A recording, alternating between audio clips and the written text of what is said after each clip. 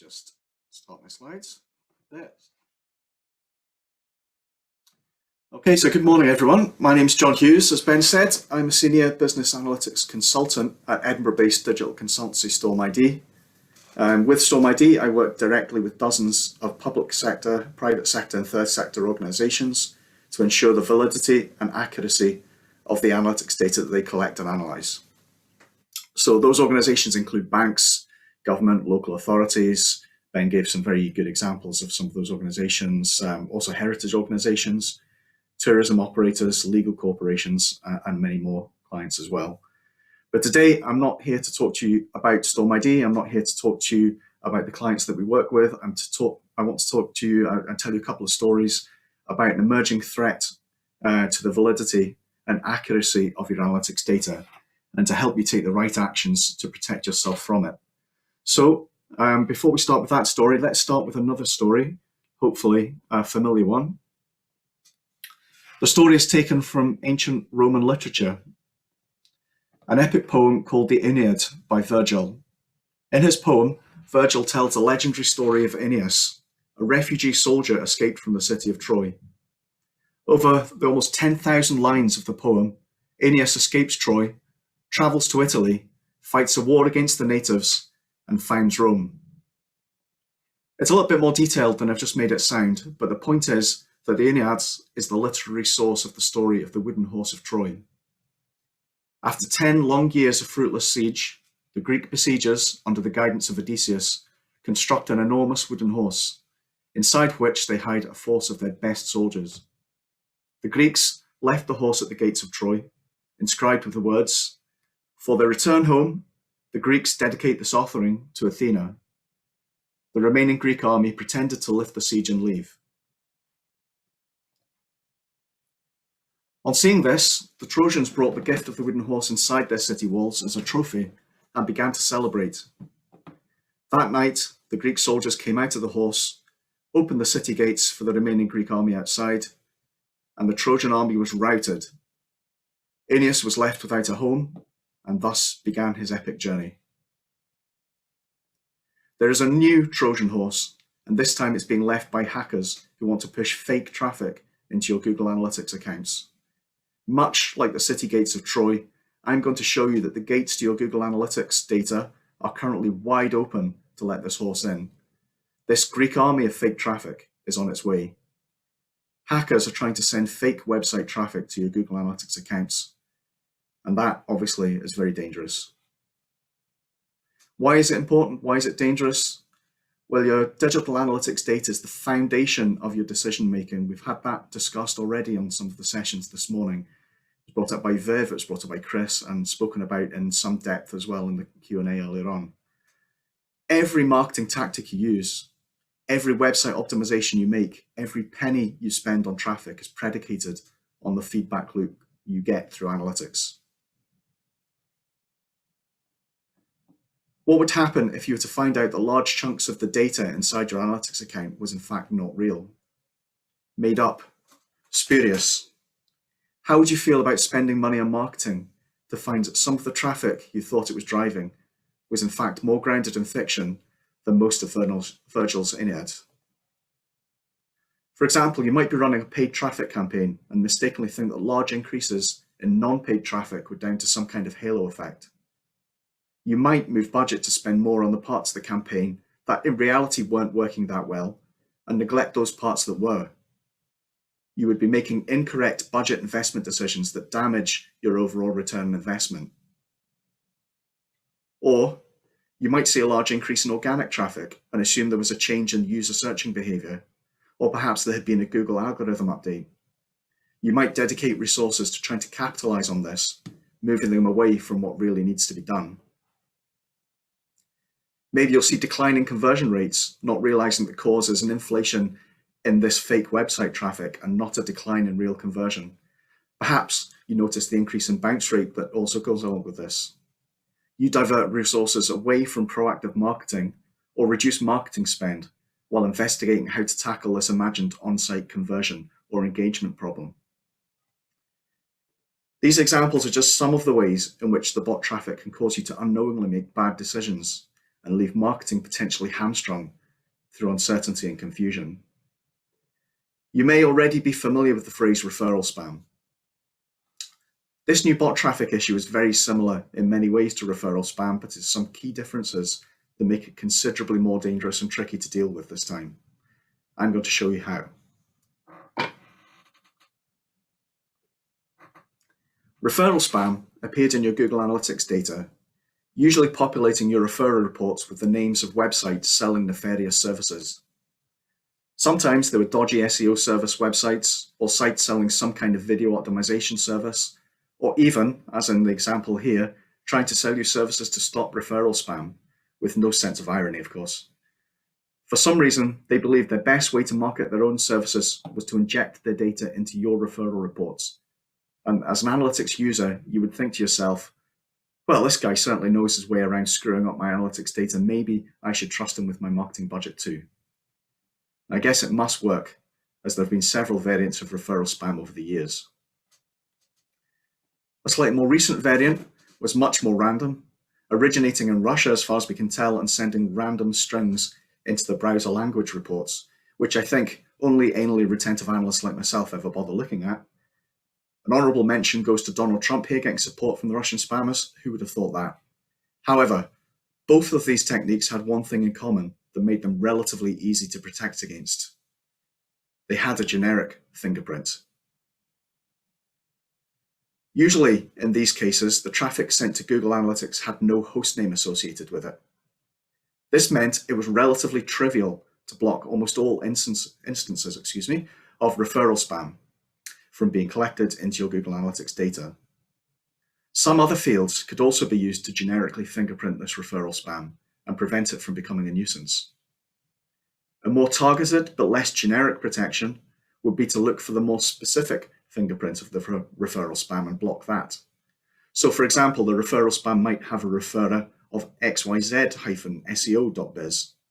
So then just block that specific referrer. The problem with targeted protection, of course, is that it only blocks specific examples of referral spam and not all. And so you need one targeted referral spam protection after another, and you are never protected against the next attack. So what makes this newer variant of referral spam more problematic? The problem is there is no generic fingerprint. There is nothing like, for example, the absence of a host name. The bot traffic is tracked apparently from many different devices across many different locations, using many different browsers and operating systems, from referrals, from direct, from organic traffic. The only way to tell in the most recent attacks that traffic was indeed bot traffic is that the landing page of the URL is spammed data that's trying to sell these nefarious services. The second problem it causes is that we have seen across a few sites that have been impacted that the URL spammed into the data is not always the same. In each attack we've seen, the URL has been consistent across that site, pushing the landing page into prominence in the reporting, but across all the sites we've seen attacked, the URL differs. Also, the landing page was a URL of a site selling bot traffic. This is troublesome in a few ways. First of all, it implies that unscrupulous digital marketers could inflate the supposed traffic of your site by paying for the bot traffic. Or competitors could damage your analytics data by pointing bots at your analytics account. I absolutely do not condone either of those things, by the way, please don't do them. But understand the very real risk that someone might do them to you. Also, never visit sites spamming the data in this, by the way. There's no telling what malware and so on that you may end up infected with. Doesn't bear thinking about. So we can't defend against it using a generic filter as it has no generic fingerprint. But if we defend using targeted filters, the chances are that we won't be protected against the next attack or the one after that. Let's take a look at how the most recent bot attack emerged. The timeline for this attack seems to have been that it occurred for most users around the 31st of January. That said, we've seen some intermittent further activity in the days following that. The first I became aware of the bot attack when there's a number of users I follow on Twitter, and they started to report that they could see bot traffic in their Google Analytics accounts.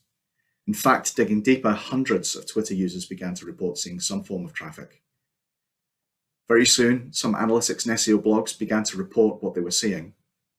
Typically, SEO analysts are constantly in Google Analytics looking at data for one reason or another, and so it was no surprise to see the SEO community beginning to discuss the effects on their data.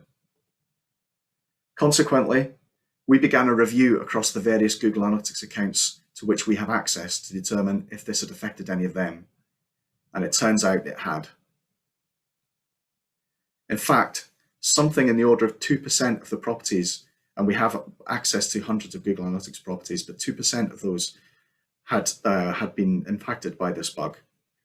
As we could see, this was a fairly universal issue across many users and sites around the world, not just those that are managed by StormID. So although we have a small sample size, it's disturbing to consider that perhaps in the order of 2% of all websites globally might be compromised in this way. How can you protect yourself against these spam bot traffic attacks? How can you protect against unscrupulous competitors pointing bot traffic at your site? How can you protect against shady marketers buying bot traffic to gain some pretense at success? The first step is to understand how the bot traffic ends up in your Google Analytics account.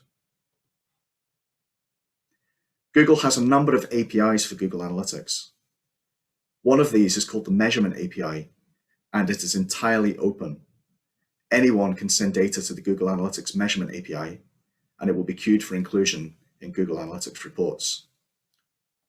At Storm, we utilize the Google Measurement API ourselves in a number of scenarios.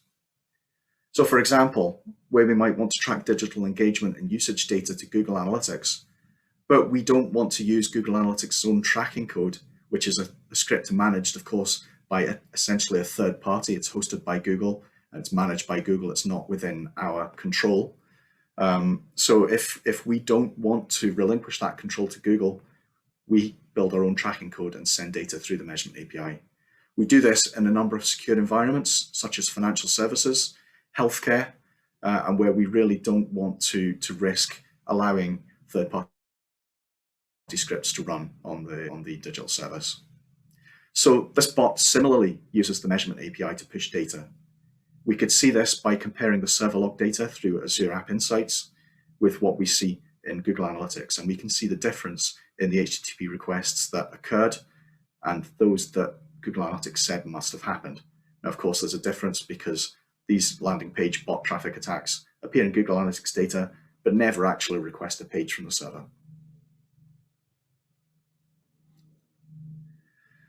So the bot has seemingly been fed information about the hostname and analytics account ID information that it needs to send realistic looking traffic to the API.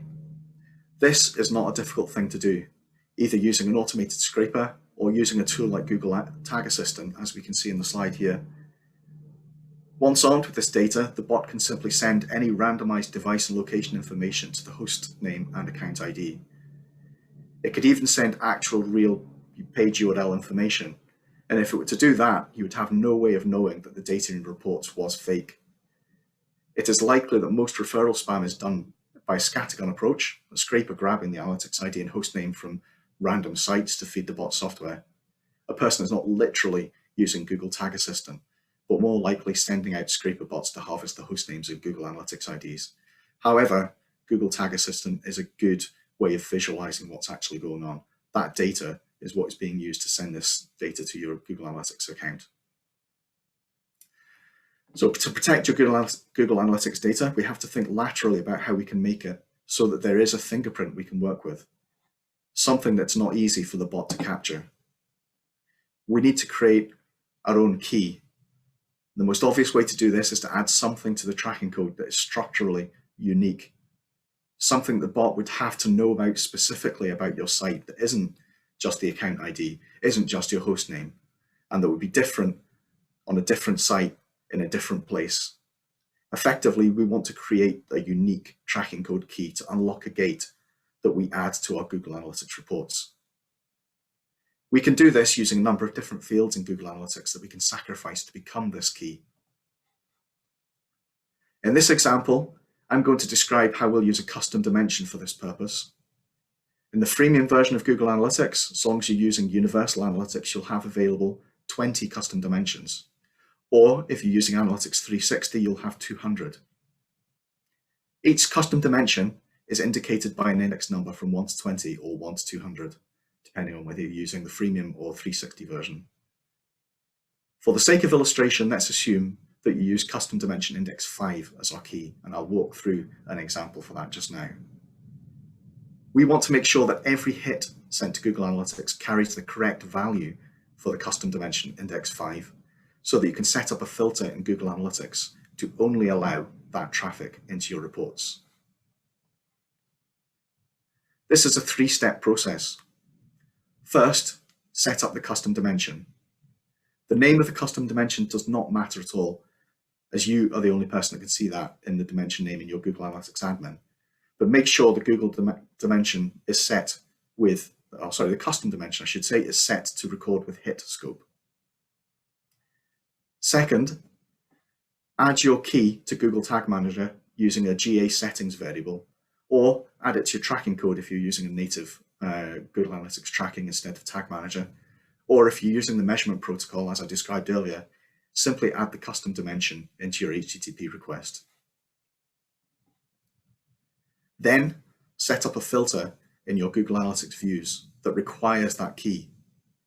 By doing this, the traffic not carrying the right value in that custom dimension will not make it through to your Google Analytics reports.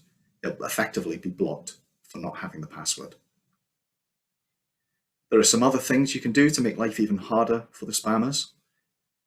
If you have a spare custom dimension, you can send decoy keys as well to those. You might select different keys on different pages and then check off against a list using regular expressions. This is all getting a bit technical, by the way. Don't worry if you don't understand these, I can take questions later. Make the value of your key look like a piece of data you might want to collect anyway. So if you have a site selling red widgets, why not send your key as red widget? Perhaps you could send it as a content type, or perhaps there's other data that you might want to disguise the key as. So doing this makes the effort to spam your Google Analytics property considerably more difficult. The spammer needs to figure out, first of all, that you're using a key.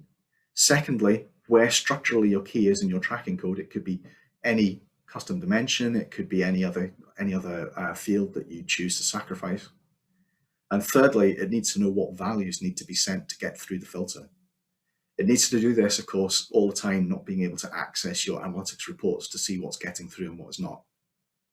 If you do this, your Google Analytics account will be much better protected against such bot traffic attacks in the future. And I would advise that everyone here make sure they do this or something similar to protect their data as soon as possible.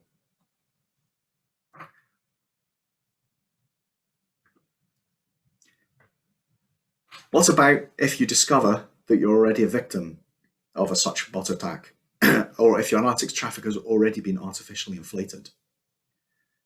Luckily, Google Analytics has a feature that can help. Advanced segments.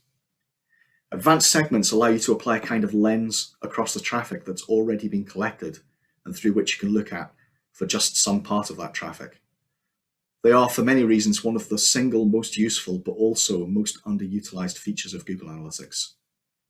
For example, you could apply a segment for paid traffic and look at the information for traffic coming from your paid search, social, and display campaigns, for example. What devices they're using, what are their landing pages, what browser language is set for those users, and so on. So any of your normal Google Analytics reports are available just for that segment of traffic. Advanced segments help us here because if we discover bot traffic in our analytics data, then we can use an advanced filter to remove it from our view. Let's be clear, it does not delete the data. The advanced segment just gives you a lens to a subset of data. And if you define it correctly, then that subset would be everything that's not bot traffic. When you're using the advanced segment, the bot traffic is not there. When you're not using it, it's back in the mix with all your other traffic. It's relatively easy to set up an advanced segment. The first thing you need to do is identify how you can recognize the bot amongst all the other traffic. For these recent bot attacks, this has been the landing page URL, so we'll use that in our example. When you're in Google Analytics reports, near the top of the page, you'll see the link to Add Segment. Clicking this opens a new menu listing all the pre-built segments, system segments, plus any custom ones you might have already set up, or possibly people have shared with you. Top left of this menu is a big red button labeled New Segment. Clicking that button opens the tool that you use to create a new segment. The tool itself looks quite complicated, but let's ignore most of the functionality and focus only on what we need. In the left-hand menu, you can see a sub-menu under the heading Advanced, and one of the two options in that menu is Conditions, which is what we're looking for. Clicking that opens a very simple interface where we want to add the conditions for our segment. First of all, check the filter is set to Sessions and change the filter type so it's set to Exclude. Then, click the left drop-down menu in the tool and it will open up a list of dimensions on which you might want to filter data. In our example, we're looking for landing page. You can scroll down and look through the whole list of dimensions, but it's much quicker to start to type it in the search bar. There are a number of dimensions with the phrase landing page in, so scroll down until you find the correct one. Select that, and in the second drop-down menu, select Exactly Matches. Then, in the text box, type exactly what appears in the landing page report as the landing page URL that you want to exclude. If you have been victim to more than one landing page from the bot, you can chain these into an advanced segment by clicking Or in the right-hand segment and repeating these last few steps to add the other landing pages you want to block. And finally, when you're done, remember to give your segment a useful and memorable name and click Save. When you click Save, the advanced segment is automatically added to your view. Boom, and the dirt is gone, as we've picked up from an advert somewhere, I can't remember where. To go back to normal, click on the small drop-down menu in the top right of the segment name and click on the option to remove. And to add it back again, click on Add Segment as a link as you did when you wanted to create the segment, but this time you don't need to create it, you can find it quickly by searching the segment list for it by name. As you've seen, this gives a useful method for viewing your data should it be infected already with bot traffic. But of course, prevention is much better than cure, so please all take the steps you need to prevent future infection, as I described earlier. So back to our wooden horse of Troy. Once the Trojans had opened the gates and brought the horse inside the city wall, their fate was sealed. That night, the soldiers, hidden inside, sneaked out of the horse, overpowered the city gate's defenders, and opened the gates for the other Greek soldiers who had quietly returned to siege. Troy was utterly destroyed. So much so that the city went from being a significant seat of power throughout the Bronze Age to being abandoned entirely at the end of the war. In fact, the location of Troy was forgotten during the Dark Ages, and in the early modern era, many scholars believed the stories of Troy to be simply myths.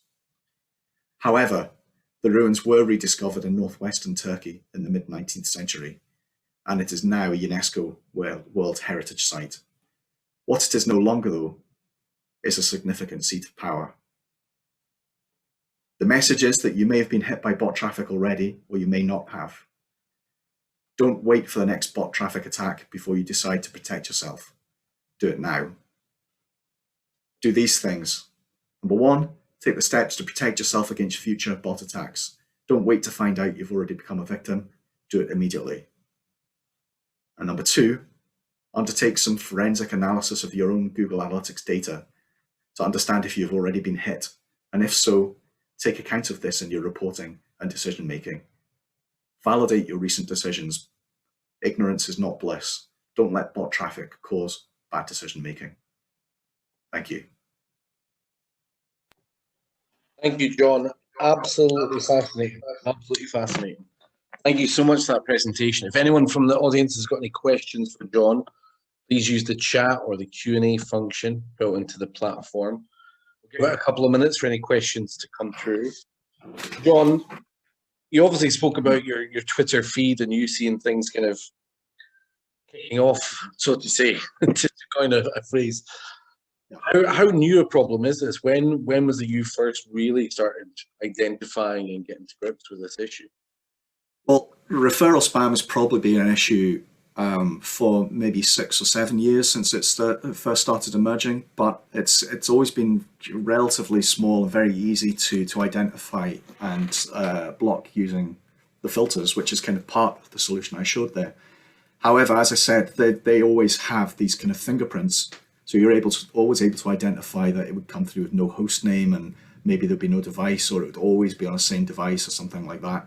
Whereas this recent attack, and as I say, it's only really been January 31st, so less than a month ago, that this emerged as a kind of new, more sophisticated threat, where it looks like genuine traffic to a page that thankfully we can identify because it doesn't exist. But that, as I say, it's 3 weeks, just over 3 weeks since this first emerged. So it's a lot of people probably, if they've done their monthly reporting for January and they're not going to look at analytics again until the end of February, then possibly people have been impacted and haven't noticed it yet. And we're certainly, we deliberately went out and looked in all of the 300 or so analytics accounts that we have, looking for this problem, because we'd seen a lot of the talk of it, and we'd seen it in 1 or 2 accounts. We needed to check everything and audit all of the accounts, but a lot of people probably haven't noticed it because it's that recent. And I suppose from the overall the bigger picture, how aware are CMOs and marketing professionals with this? Is it still a challenge that really needs to be addressed and needs to be highlighted amongst the community, or is it something that you... I believe so. I mean, as I say, the Twitter chat that we've seen, a lot of the fixes that are being touted more globally are more similar to the way that you would fix kind of the more original referral spam, which is why I'm very concerned that this is an issue that's going to come back. Given more worryingly, the fact that this bot attack is selling or trying to sell bot traffic, trying to sell a tool that will do what it is doing. And potentially, I suspect it's targeted at digital marketers who might want to say, well, it's probably easier to fake success than it is to have success. And that's the biggest thing that makes me concerned, that we might see traffic being sent that is going to genuine pages, to home pages, or to kind of top level category pages, which is not genuine. And that's something that we need to be aware of. And I don't think the community is really talking about that threat as much as it's being implied by what's gone on with this one. As I say, the traffic itself, it has no fingerprint. And you obviously admit yourself quite obsessive with it in general. It's obviously a passion of yours, something that you obviously have spent a lot of time looking into. I gather you're quite the expert with Google Analytics 4. Well, in terms of the kind of audience, I mean, obviously I would always encourage them to come and speak to you, and I'm sure everyone will be delighted to hear that the session's been recorded and they're going to go back and follow this step by step. I'm certainly going to be sharing this an awful lot. In terms of, I mean, things like, think about the demise of cookies, etc. How does it kind of tie into this in broader picture? Well, I mean, the future of analytics, in my opinion, is going to be server-side tracking, which is going to be using measurement APIs. So the question of cookies came up in the first session, of course, and there was a lot of useful discussion there. But I think with the moves that browsers are taking, particularly on iOS and so on, to start limiting use of cookies and so on, measurement API as a route for tracking to Google Analytics will become much more prominent, I imagine. Google Analytics 4, the newer version, which a lot of people are kind of experimenting with at the moment, but there's not wide adoption yet at this stage. That also has a measurement API.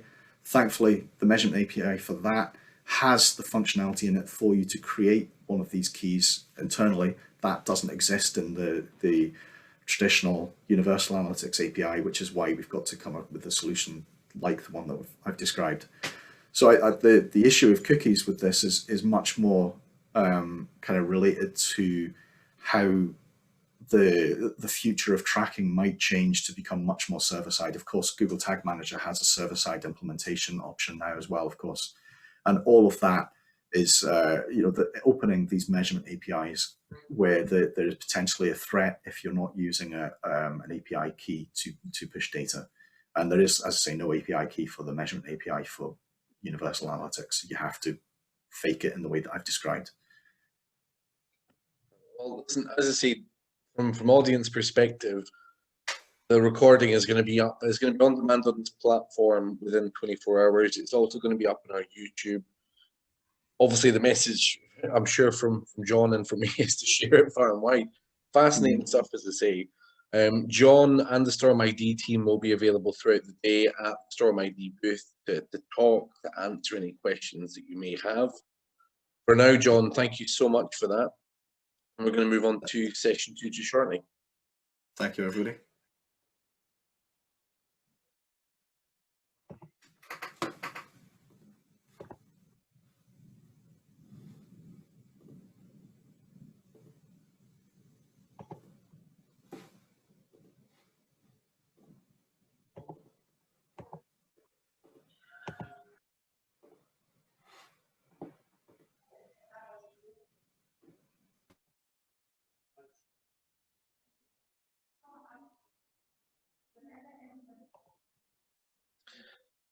So, ladies and gentlemen, thank you so much for staying with us. I'm delighted to say that our next session with Hans Smans. Hans, again, another fascinating conversation coming up with Hans. Hans, for anyone who's not familiar with him, is the founder and principal consultant at Smans Marketing Consultancy. Prior to setting up his own consultancy, Hans was the head of digital operations as part of the global marketing team at Motorola Solutions. Hans is going to be discussing marketing evolution, connecting technology to customer needs. He's going to focus on marketing and IT in 2021. Digital leaders need to be technically adept, sales savvy, and creative, looking at customer experiences, driving business requirements, navigating the marketing technology landscape, content that will elevate your tech stack investment, and people like to deal with people. I am going to hand over to Hans. Thank you very much. I will share my screen. We will dive straight into it. Hopefully everyone can see my screen. If not, then I'm pretty sure you can let Ben know, or Ben can let me know. So welcome and good morning. My name is Hans Smans. I have been in digital marketing for a good 20 years, as Ben noted, primarily working initially for Motorola in the B2C side, afterwards for Motorola Solutions on a B2B environment, primarily sharing my time in the United States as well as here in the UK. I wrapped up my career there about 2 years ago and set up my own consultancy firm. So I'm now providing strategic marketing advice here in Scotland to larger and smaller subject matter experts. Today, I want to spend some time on how I have seen marketing evolve over the years, how the influence and the collaboration with IT has increased over time, and how that's going forward into the future. We'll touch on a lot of the tools, the people skills that I think are relevant in the MarTech space, and how they should be driving the overall customer experience, which is, I think, a key element of any organization. So my background is in marketing. I have led both marketing and IT teams in my career, so I've tried to merge the two, given that the audience of this summit, I think, is both from a marketing point of view as well as an IT point of view. I do realize I'm probably the slot just before lunch. That's normally a dreaded slot because there's something to look forward to. But in my case, at the moment, it's just going downstairs to my kitchen and maybe having a cup of soup and a sandwich. So there's not an awful lot of reason to go out. So hopefully I will keep you guys engaged. I would like to make sure that people get something out of this session. This is not about me. This is really trying to share some of my own thought processes that I've collected over the years, and hopefully you'll get something out of it. So diving into it, if I can see if I can get my screen to go down, and here we go. So the focus of today is really threefold. The customer experience, you will see, plays a key part in my overview, and how both marketing and IT can play a role in that. I generally believe that our, I guess, the old marketing, who I guess own the audience, own the customers, or own the prospect, the journey that they have, as well as IT, who would usually provide the systems and the technology to support, I guess, that journey. I think both departments are best placed, to, I guess, define and own a customer experience. Now, we'll talk a little bit about what customer experience is in a moment or two, because that can be very, very, very widely company by company. I do think, though, that those two departments are best placed to do so. Sales teams are primarily engaged with selling stuff. I don't think they necessarily care so much about the customer experience. They might care about the customer, not the overall experience. The experience is much more of a holistic view of what your customer does and how they engage with you as a company. In the process of defining and owning that customer experience, I think both marketing and IT leaders I would see as the change champions in their companies. Against change is very hard in any company, small or big, and you need a number of people, ideally a larger group, to, I guess, champion that change. I think, again, if we're looking at certainly future leaders in the digital space, when we combine marketing IT, I think they need, I guess, that element of desire for change. And then as they go along, you can build that digital expertise in your company. Again, that could be a small company, it could be a large corporation. I think it applies to both areas. So going through to the agenda, as Ben noted at the start of the conversation, we'll talk the following, I would say, 5 bullet points. Some of them are a little bit higher level than others, as we have limited time during this summit. But I think it's very important that you get a view of what we believe is the future of digital, especially as marketing and IT come together. I talk a little bit about what we did at Motorola many years ago as we brought those departments physically and literally together, and what the success of that was. We're looking at how that impacts the customer experience, how that should be driving your business requirement rather than the other way around.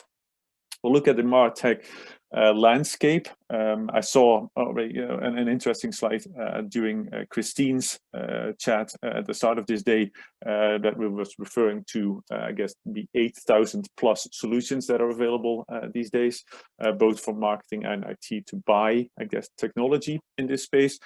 We'll look a little bit about what content can do. This is where my marketing hat comes back on, and then we'll talk a little bit about the current day and age, especially going into 2021 and beyond, and what the impact is of people versus the technology that we use.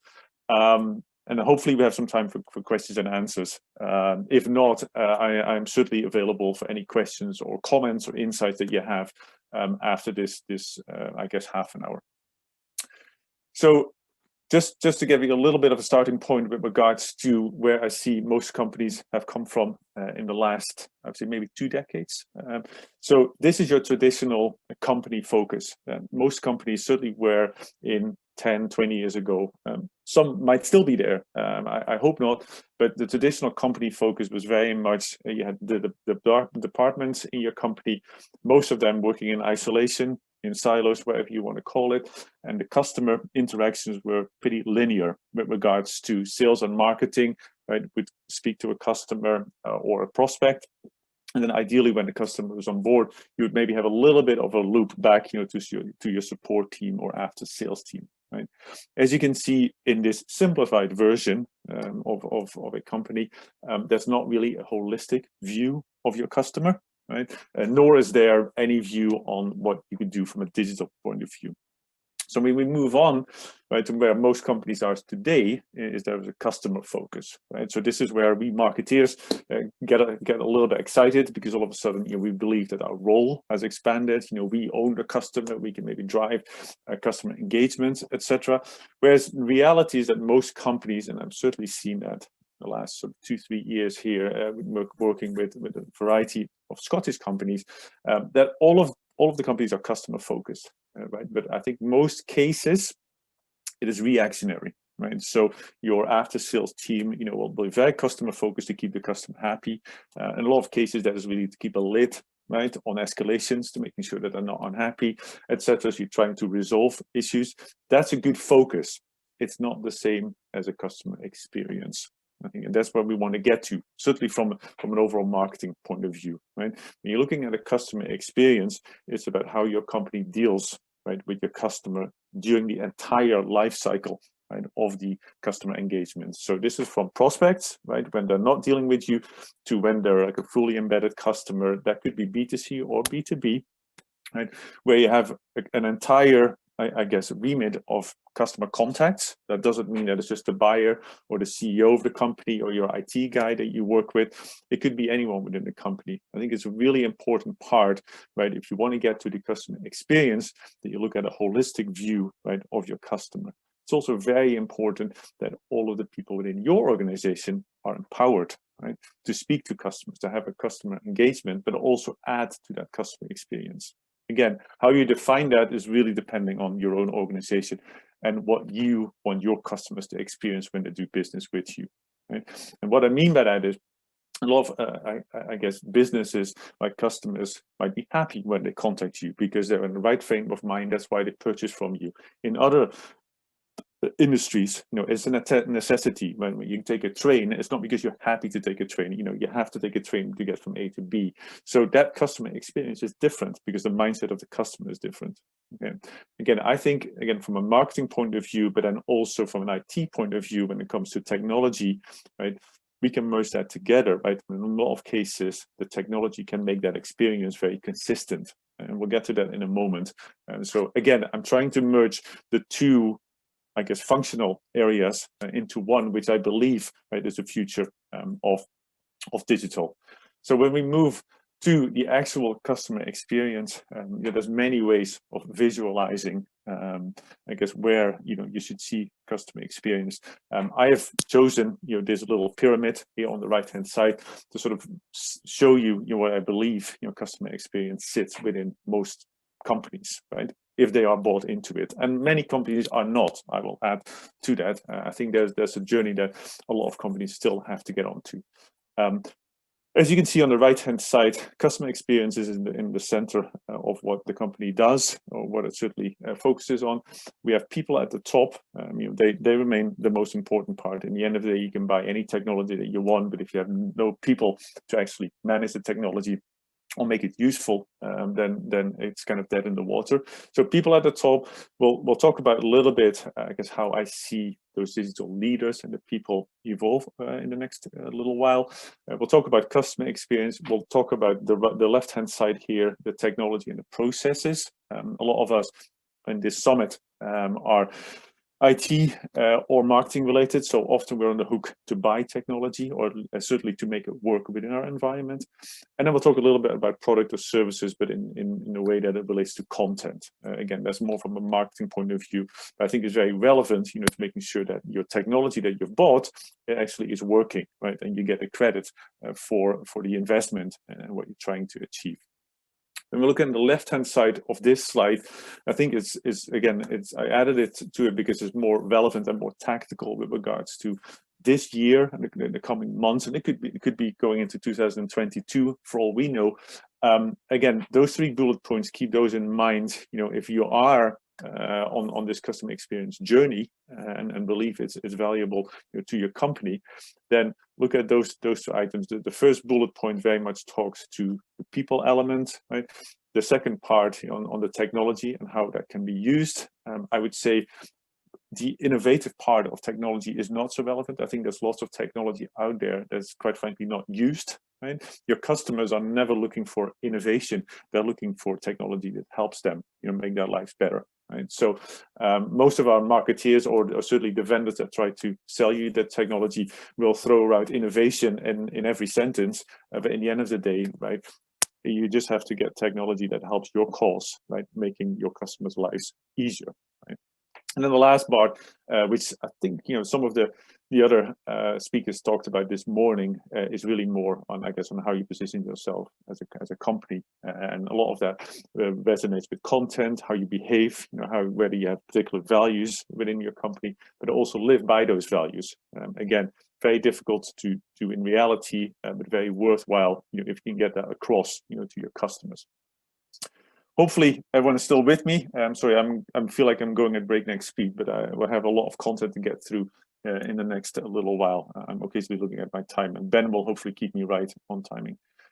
So the first part of our pyramid that we looked at was around people. So as marketing and IT collaborate, or in most companies are still separate, as I can see, and certainly when I'm looking at the roles in the various companies here in Scotland, but also larger, certainly when I was at Motorola, where we had a very large global footprint. Traditionally, all the roles that related to anything digital were either labeled marketing or they were labeled IT. So we changed that, and I think it's now with 2012, so it's 8 years ago at Motorola Solutions, where we merged both the marketing and the IT department. We called it at the time in the interactive team. That also shows you maybe a little bit of my age. Interactive is now digital, but at the time we literally put the two teams together. Now, that was not necessarily a party atmosphere. I will add to that. I think us marketeers were quite excited because all of a sudden we felt that we could tell IT what to do and they would just have to do it because they were in our team. In IT, they were a little bit less enthusiastic because, again, they thought the same thing and most of them didn't really understand what we were doing in the first place from a marketing point of view. However, once you are in the same room consistently, and that's still the case at Motorola Solutions, now you very quickly get a lot of learnings from each other. Right? So this is where we started to then, I guess, identify 3 items that I think are still very relevant, for the I guess the future digital leaders. Right? Vision is the first one, and that's clearly the hardest one. Right? There's not many people that necessarily have a long-term vision when it comes to digital. What I've put here first is trying to understand the technologies and the strategies that underpin your organization's goal. But it's important to understand that your organization's goals are not the customer experience. Those two are separate items. Okay, your organization might have a goal of a particular market share, a particular revenue goal. It could be aiming for a number of mergers or acquisitions. Those are your, I would say, high-level organizational goals. What you then do as a digital team, whether that's marketing or IT or the combination as Motorola, you then look at a digital strategy to support those goals, right? But you also have to link them, of course, to your customer experience. Okay, now those two things are not the same. I've seen in a lot of companies, also in the latter years here, while I've been working for myself in the consulting role, lots of companies start with very grand visions about transformation, but digital strategy, etc. And most of these will hit a roadblock after 12 months. Right? As most of us know, we'll have a budget in place, it's signed off, everything is great, and off we go. And then after year 1, there's a checkpoint where all of a sudden the budget has to be renewed, or year number 2 out of a multi-year project is being reviewed. And it appears that in year 1, maybe not as many things were achieved, right, as people thought it was going to happen. So from my own perspective, as a senior marketeer, I always say try to tamper down your year 1 expectations. Right, in the digital space, right, there is so much new technology coming around every year, but it takes some time to embed it. Right, to putting things together with regards to technology as well as processes takes time. Right? Year 1 is never going to be the year where you see most of the benefits. They usually come to fruition in year 2 or 3. Okay, so I think that's a very important part. The other part is don't lock yourself in from the start when it comes to your vision, right, into particular tools or systems. Right, find the tools or systems that you think are best, near the time of the actual decision-making point. And we'll come to that in a moment when we see the sheer volume of solutions that are available these days. The second part of, I think, what a digital leader needs to have going forward is curiosity. Again, this will largely depend on your company's culture and how that is either promoted, right, or discouraged. Right? I think digital, as we all know, from certainly the people on this call, know that digital is a very easy field, for curiosity and for creativity. You can test whatever you like, right? You get instant feedback. There's loads of data, as we've already heard this morning, and you can very quickly see what works versus what doesn't work. A lot of companies are very resistant, to even test that, but the opportunities are there. So I think, again, from a digital point of view, that curiosity is key. And then the last part is around collaboration, right? Again, so I come back to where I believe marketing and IT, have that ownership of the customer experience, but you need to have a holistic view, right, of all the touch points, with your customer, right? So you have to have a way of implementing information sharing cross-departmental, right? In a lot of cases, your after-sales team will speak to your customers more often than your sales teams, right? But most organizations will still go with whatever the sales manager says. Right? A lot of the customers, the buyers, right, are not implementing your solution, or then they're not using your solution. Most of the people within the company that you deal with, right, will provide feedback to maybe your finance team because they're speaking to them on a weekly basis around invoicing and payments. There could be lots of issues there which they will never tell the sales team. So you need to be able to make sure that all your departments, right, within your company have a way of collecting information, right, but also then feeding that back, to some sort of system of truth, right? So again, very important that you look at it from a holistic way, and again, very important that you get a tool, and it doesn't have to be a marketing tool, right? It could be any tool, whether that's Salesforce or otherwise, right? As an example, right, that multiple departments can use, but also then multiple departments can populate data into that is relevant, right, to your customer experience. Hopefully that makes sense. If not, I'm more than happy to answer questions on that as we go along. So those are the key elements that I believe are related to people. When we then look at the middle section of the pyramid around customer experience, so this is an extremely simplified view of where I believe customer experience, right, drives business requirements. And again, it could be a small company, it could be a larger corporation.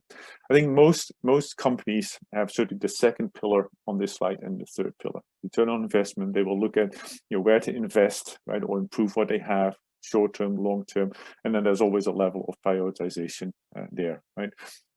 What doesn't always exist is that customer experience, or it's the third pillar, right, rather than the first one. What I'm trying to say is, in my experience over the years, defining your customer experience is hard, right?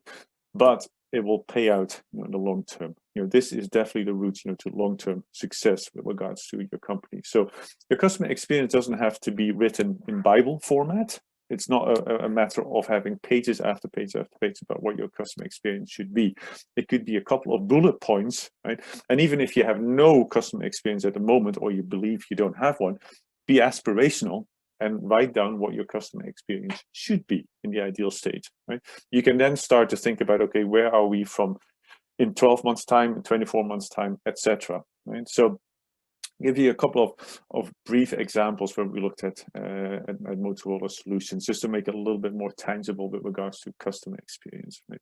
So one example was that we started our digital transformation project initially, and it was all about marketing, and it was all about more content. It was great. We were generally very pleased with ourselves after being working on this for months, right? So we presented it to our CEO at the time, and this was a big deal. So we were extremely proud that he was even willing to listen to us for half an hour. And after 2 minutes into the presentation, he said, actually, wait, hold on a second, guys. I've just spoken to one of our biggest customers, in the Chicago area. This customer just told me that they have got 28 logins and 28 systems, right, that they need to, I guess, manage when they do business with Motorola. So imagine, right, anyone in the company and the customer at the time, there was 28 different tools, right, that they had to work with, login, password, all of that good stuff, right, to do business with Motorola. So the CEO said it would be great if that was one, and that was it, right? So then he said, so just continue with your presentation on digital transformation. Now, unfortunately, none of us had captured any of that. Right? So we had worked very hard, but I would say primarily in isolation, about something that we thought was going to work. Right? So we managed to get the 28 touch point to 15 in a period of about 3 years time, but it wasn't even close to 1. Right, so customer experience, so our CEO was, it had to be very easy to do business with Motorola. Right, we had loads of customers; they all loved us, but they found it very hard to do business with us. Right, little did we know from a marketing point of view. So again, so that's just one example, and there was many. Right, we came up with a list of 10 items. That how we defined our customer experience.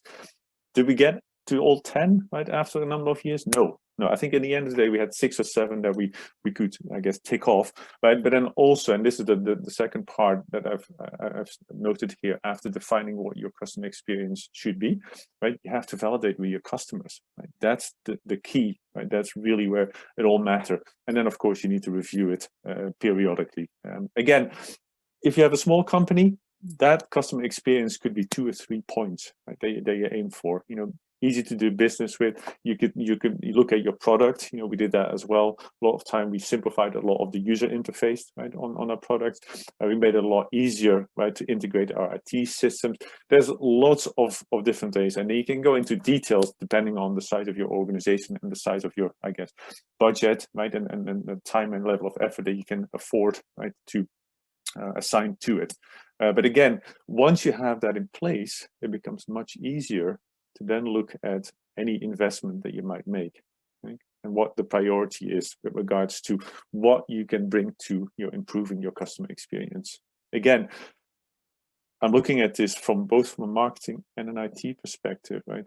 I think it's very important that people understand that this could be anything in your organization, right? If you have a significant issue, for example, in HR, you don't get talent into the system and into your company, right? And it really impacts your customer experience. Then you might be looking at buying an IT tool, whether that's Workday, for example, where you really attract, I guess, the right talent, right, who can then add to your customer experience. It doesn't have to be marketing or sales driven. Okay. So moving on to the left-hand corner of the pyramid that we looked at, technology and processes, right, and how they impact the customer experience. In my view, technology, right, is an enabler. Right? So when we're looking at all my IT friends, you always look at what is the latest and greatest, but how can we actually make this work for our environment? As you guys have seen this morning in Christine's chat, she referred to chiefmartech.com. There's a lot of data there. You can also go to martech500.com, which has all the information about our MarTech landscape. And I've added it in here just to make sure that people understand that there's so many, I guess, solutions out there. That doesn't necessarily mean that it's easier to find one, right? But there's a large number of solutions out there.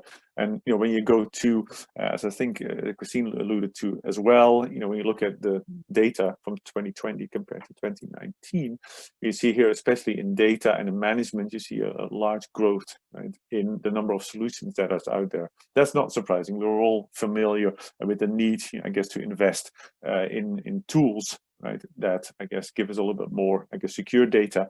And as you can see here, the subcategory for data is governance, compliance, and privacy, which again is not a surprise that that's the highest growth area, given the fact that most of our governments, I guess, are stamping down on a lot of the work that we're doing, certainly from a marketing point of view, but also from a governance point of view.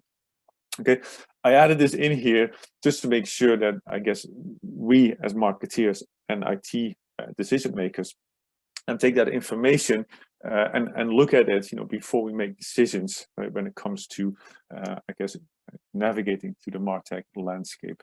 I think most of us, I assume, are in positions where we buy technology, or at least we have a strong influence on what technology is being bought for our respective companies.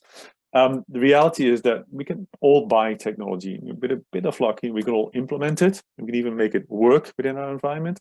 Where I think most of us would have to agree, but not necessarily communicate it to our senior management, is that most technologies work for about 40 to 50% of their capabilities. Right? It's very hard to get your technology, whether that's your Adobe suite or whether it's your Teams or your Salesforce, to have it work to 100% of its capabilities, because most of these tools are far more powerful than what companies use them for, right? So what I looked at, I guess what I've seen in my 20 plus years, but in this area, is there's a number of items that I think people should take into consideration when they're looking at the MarTech landscape. As I said previously, technology is not a goal in itself. I know in a lot of companies there's budget set aside to IT, and you have to spend it, right? I think if you can't spend it, in order to support your customer experience, then don't spend it, and that's a hard thing for people to do, especially in larger corporations. I'll show you a little bit of a MarTech map, as I think is a good exercise to get through. The people part, I think, is fairly, I would say, common sense. But again, I see in a lot of organizations, beautiful technology being bought, right, and they really struggle, right, to get it implemented, because quite frankly they don't have the right people and the knowledge to make it work.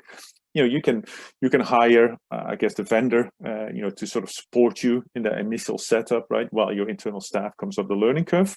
Great, but that can get very expensive if your internal learning staff takes longer to go up the learning curve than you had anticipated, right? So again, if you take these things into account before you buy, right, that can avoid a lot of pain further down the road.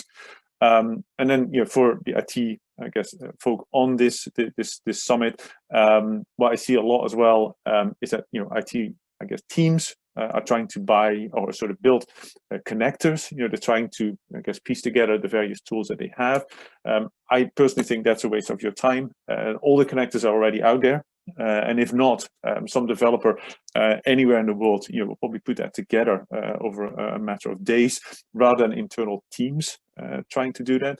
I think the IT, I guess, function has been elevated to more of an oversight and making sure that you integrate, I guess, the various tools that you have and really sort of govern, like, the entire ecosystem. I think that's very important.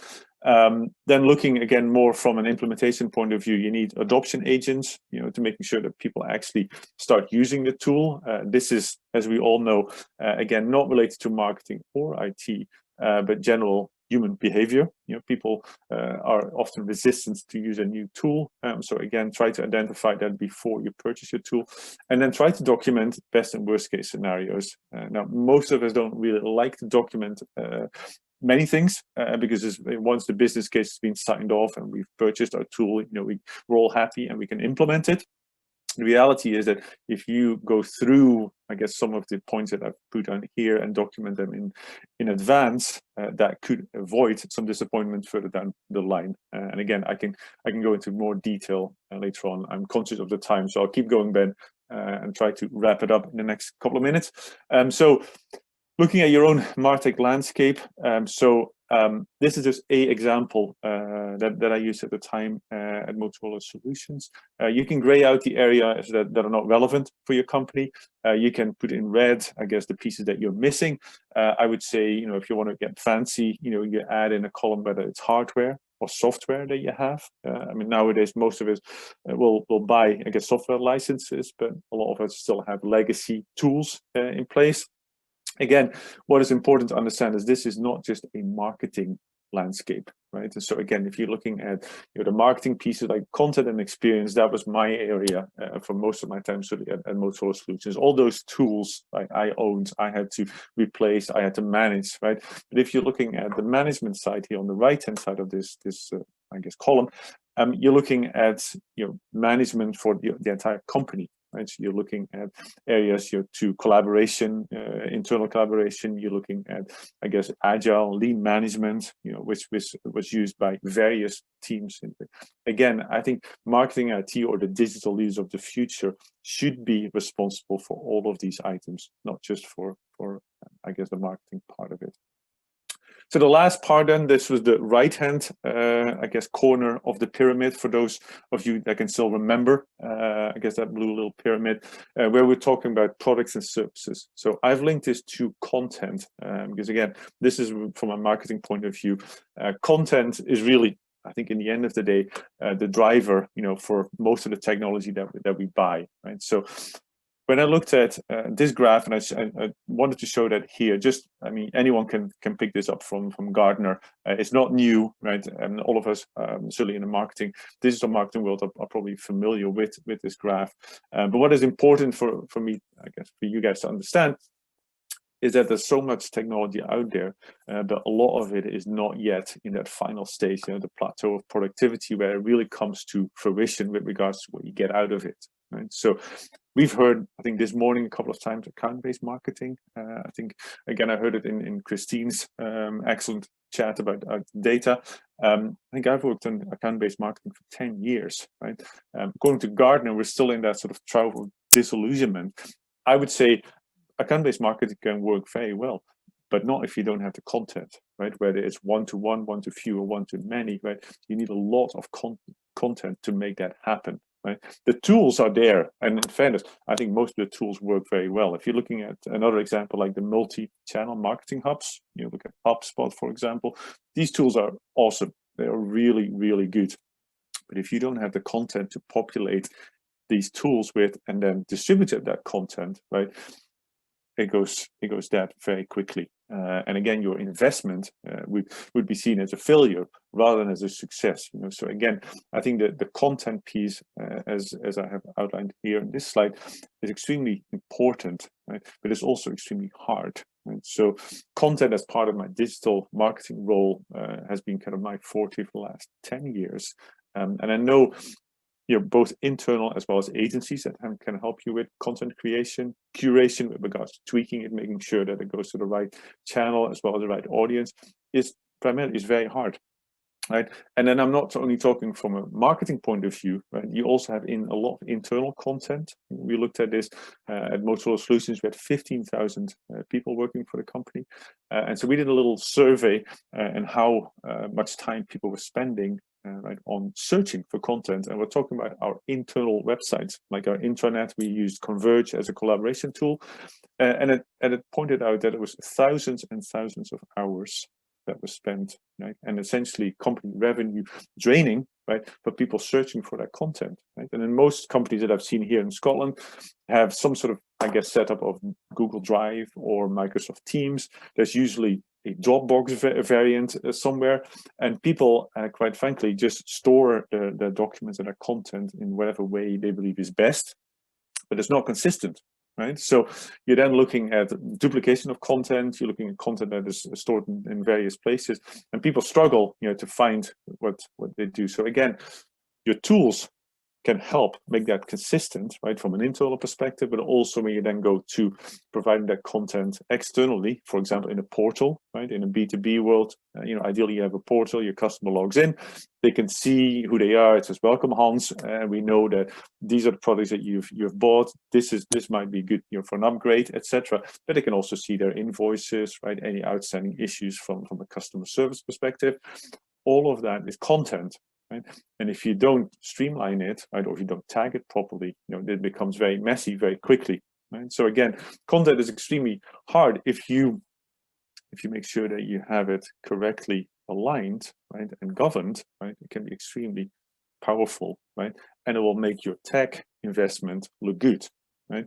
Without it, your tech investment, can be kind of like one of these little ones on your fingers. You can put a plaster on it time and time again, but it doesn't heal. So again, keep this in mind as you go along.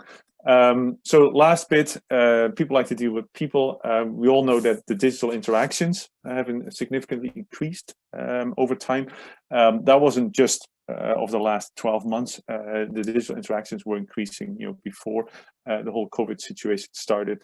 So again, try to make sure that, I guess, you translate some of what you do with regards to your customer experience, right, to be that company that is authentic, right, that is consistent, to the users of your tools and processes.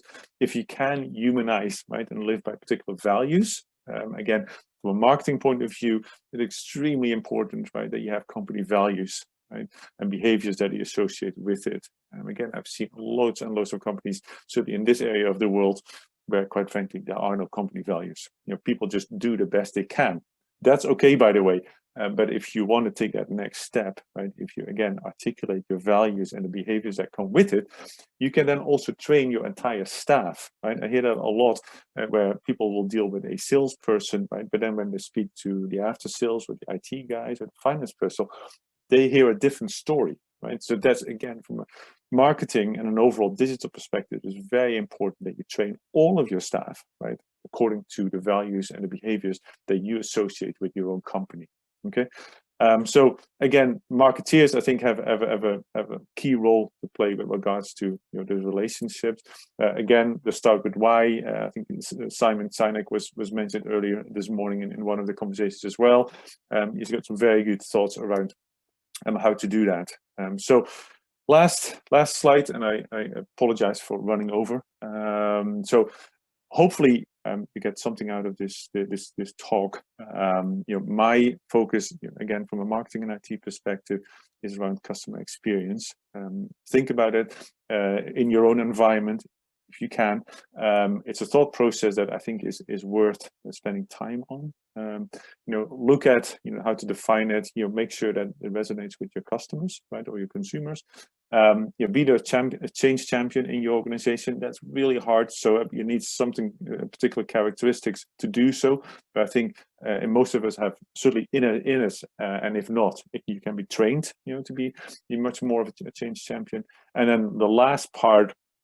Then I think this will take a number of years. I would say it could be up to 10 years before digital expertise, I would say, is seen as a function in any company. And I'm not talking about the departmental, the silos. I'm thinking more of a horizontal function, that supports all of the other functions. So again, thank you very much for staying with me. For those who are still here. I'm available for questions or any feedback through my mobile phone or email or find me on LinkedIn. So thank you. Thank you so much, Hans. And for anyone in the audience who has any questions for Hans, please use chats or the Q&A function that is built into the platform. I'll give it again just a few minutes for any questions to come through. So Hans, first of all, from someone who works in sales, to say that sales care less about the customer experience. I'm joking. You're absolutely spot on. I think you're so right in saying that, again, your final piece there, take years and years and years from marketing to be that kind of horizontal function across. I mean, we've seen the last few years, definitely an escalation from an IT perspective and from a marketing perspective, the importance. There's still a lot of businesses out there that see both functions really as a department and not a business enabler. And I think it's a cultural adoption that a lot of businesses really need to change. From a digital first perspective, this, everything that you've covered here, obviously very, very crucial components to the overall picture. Technology adoption in particular. I mean, I know I've worked for organizations before where you'll never be able to pull someone away from Excel instead of using these marketing tools. Yep. The investment that goes into it, as you say, it really, it absolutely needs to work.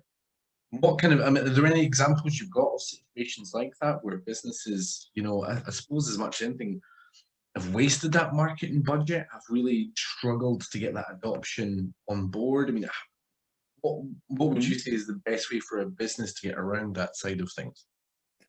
Yeah, good question. I think there's many examples. I think in my Motorola solution, we enabled I guess an e-commerce function on our website in the latter years that I was there.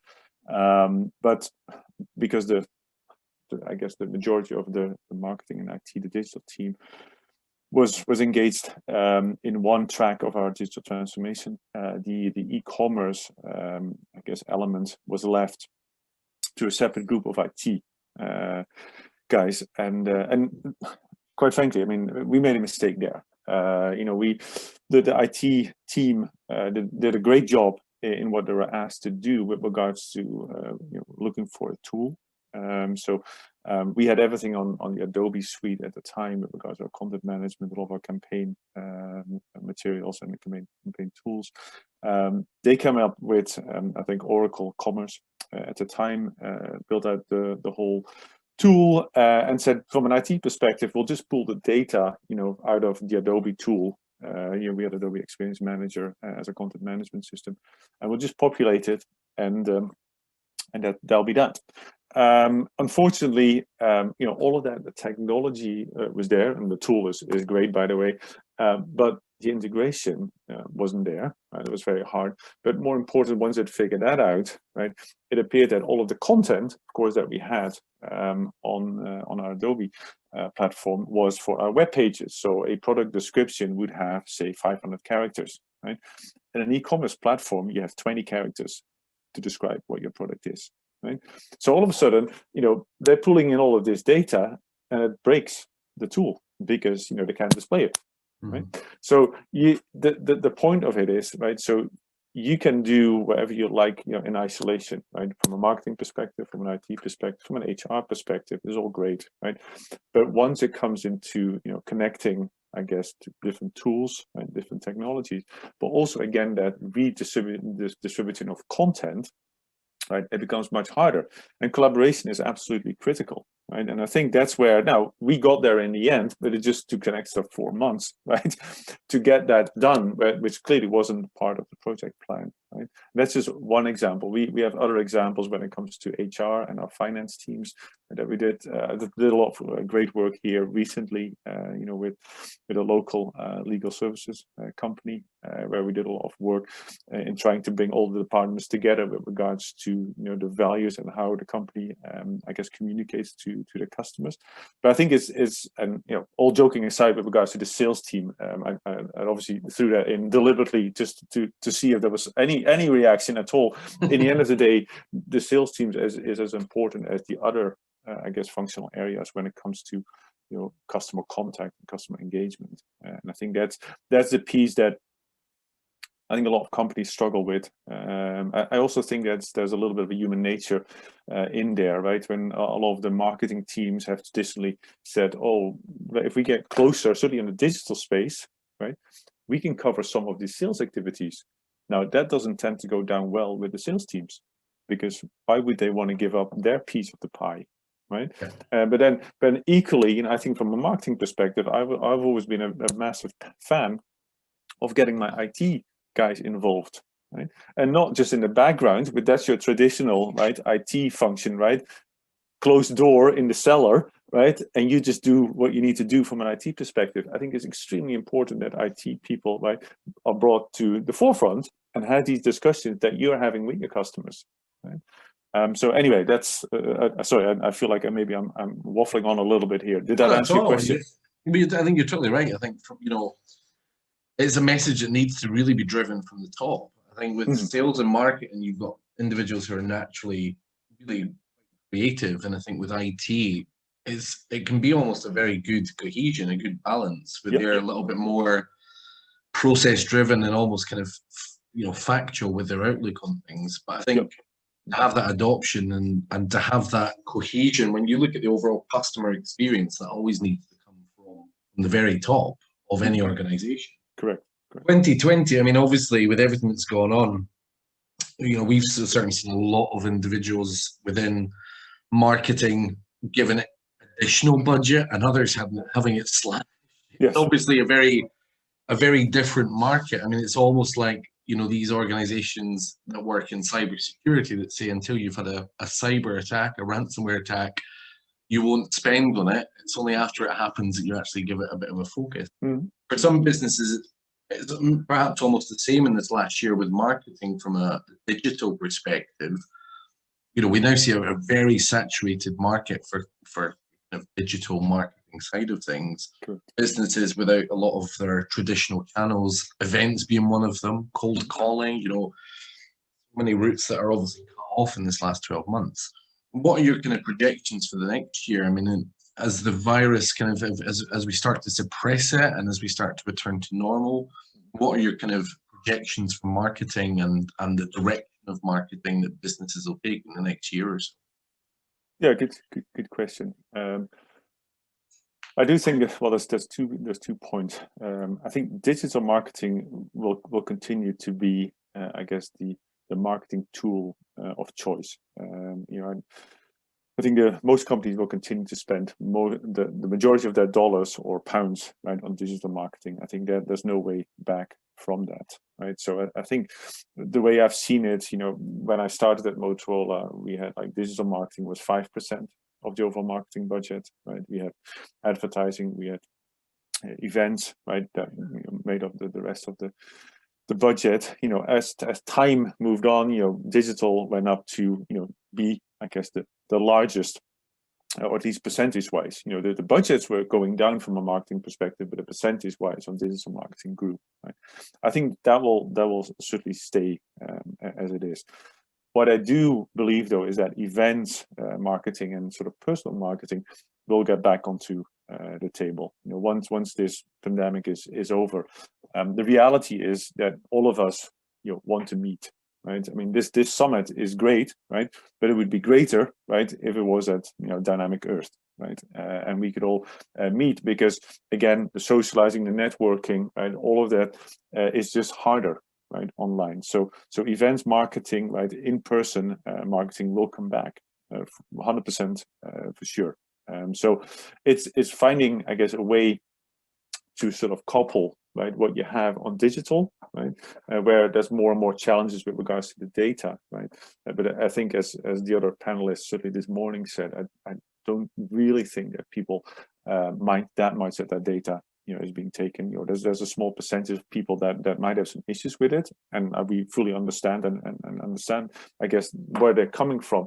But most people, they just want to make sure that, I guess, they get the right information to them, right? So if you can have the data that you collect from digital marketing and then assign that to physical events that you're going to have, and we will get back to that, right? That's where you can build up a real connection, with your customer, right? The piece that is, digital has, I guess, enabled is that I can speak to customers all over the world.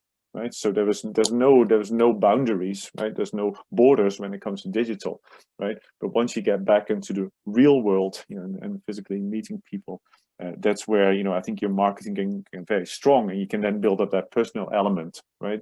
In the end of the day, I think in most businesses, people still buy from people, right? Your product has to be very, very, very good, for you to buy it from someone you don't like, right, or a company you don't like, right? So I think, and then okay, most of my business life is in B2B, where that relationship has to be strong, right? Because you're looking at trying to integrate, your processes and your products and solutions with your customer, right? But also for consumers, the one thing that we will see in the younger generation, right, is that they are stop buying from companies that they don't trust, or unethical companies, or companies that, have been in the news, for whatever reason, rightly or wrongly, right? That has, I guess, a negative impact on their brand.